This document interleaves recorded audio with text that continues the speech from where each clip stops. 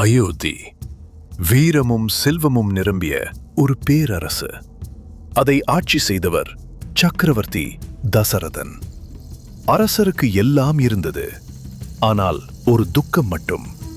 அரச வம்சத்துக்கு வாரிசு இல்லை. முடிவில் முனிவர் வசிஷ்டர் வழிகாட்ட தசரதன் மிகப்பெரிய புத்திர காமேஷ்டி யாகம் நடத்தினார்.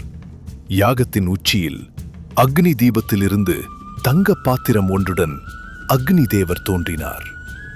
இதனை உன் ராணிகளுக்கு கொடு, உன் விருப்பம் நிறைவேறும் என்று ஆசீர்வதித்தார். அமுதத்தை கௌசல்யா, கைகேயி, சுமித்ரை மூவருக்கும் வழங்கினார்.